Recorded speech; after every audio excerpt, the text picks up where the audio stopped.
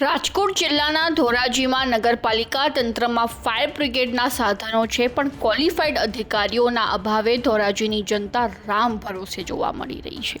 જેમાં ધોરાજીમાં લગભગ 70,000ની સંખ્યા હશે અને વિસ્તારો પણ વધતા જતા હોય છે, જેમાં ધોરાજી નગરપાલિકામાં કોઈ ક્વોલિફાઈડ અધિકારીઓ કે કર્મચારીઓ જ ન હોવાથી ગોંડલ ફાયર કે જૂનાગઢ ફાયરની મદદ લેવી પડે છે। ત્યારે ધોરાજી નગરપાલિકામાં ઘણા સમયથી કોઈ ભરતી પ્રક્રિયા પણ નથી કરવામાં આવી અને તેને લઈને ધોરાજી નગરપાલિકા ફાયર વિભાગમાં અનુભવી કે ક્વોલિફાઈડ અધિકારીઓ કે કર્મચારીઓ ન હોવાથી ફાયર વિભાગ ખાડે ગયું હોય તેવું લાગી રહ્યું છે। જેમાં ફાયર વિભાગમાં સાધનો છે, પણ સાધનો ચલાવવા માટે કે આગ કે કોઈ ઘટના બને ત્યારે ક્વોલિફાઈડ કર્મચારીઓ ન હોવાથી લોકોને ભારે મુશ્કેલીઓ વેઠવાનો વારો આવે છે।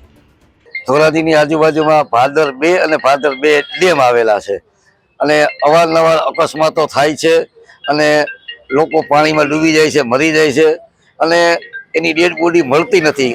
અને કુદરતી આફતો આવે ત્યારે પૂર આવે ત્યારે પણ ધોરાજી નગરપાલિકા પાસે ફાયરના આધુનિક સાધનો નથી અને ફાયરમાં કે તરવૈયા કે એવા સ્ટાફ ન હોવાને કારણે ધોરાજીથી ગોંડલથી તરવૈયાઓ અને ત્યાંની હોડી સહિત સાધનો બોલાવવા પડે છે અને ભવિષ્યમાં એનડીઆરએફ ટીમ પણ આવેલી હતી, પણ જો ધોરાજી નગરપાલિકામાં ક્વોલિફાઈડ સ્ટાફ અને આધુનિક સાધનો હોય તો તાત્કાલિક કોઈ લોકોના જીવ બચી શકે।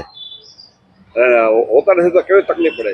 તકલીફમાં એવું છે કે લોકો હેરાન થાય ને ઘણો સમય બગડે છે, બહારથી ગોંડલથી તરવૈયા બલકવા પડે છે તો લોકો વધારે પરેશાન થાય છે અને તંત્રને પણ હેરાન થવું પડે છે। શું તમારી માંગણી? તાત્કાલિક ક્વોલિફાઈડ સાધનો અને સ્ટાફની ભરતી કરે। મારું નામ દિનેશભાઈ ઓરા, એડવોકેટ ધોરાજી।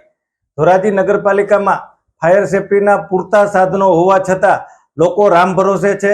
આવનારા દિવસોની અંદર ઉનાળાના દિવસો આવતા હોય, આગ લાગવાના અનેક બનાવો ભૂતકાળમાં બન્યા હોય તેવી પરિસ્થિતિ છે, છતાં પણ સ્ટાફના અભાવે લોકોને રામ ભરોસે રહેવાની સ્થિતિ આવી છે। બીજી તરફ જોઈએ તો ભાદર ડેમ કે જે ભાદર નદી છે જામકંડોરણા રોડ ઉપર, ત્યાં સુસાઇડ પોઈન્ટ બની ગયેલ છે। અવારનવાર લોકો સુસાઇડ કરતા હોય તેવા બનાવો બન્યા છે, ત્યારે આ લોકોને પણ બચાવવા માટે નગરપાલિકા પાસે ક્વોલિફાઈડ સ્ટાફ નથી, જેને કારણે લોકોને જીવ ગુમાવવાનો વારો આવે તેવી પરિસ્થિતિ છે। હાલમાં જોઈએ તો ઉનાળાની અંદર ખેડૂતો દ્વારા પોતાના ખેતરોમાં ઘઉંવાળા જેવું જે સળગાવવામાં આવે છે ત્યારે અનેક જગ્યાએ આગ લાગવાના બનાવો બને છે, તેમાં પણ કોઈ મોટી જાનહાનિ સર્જાઈ શકે તેવી પરિસ્થિતિ છે।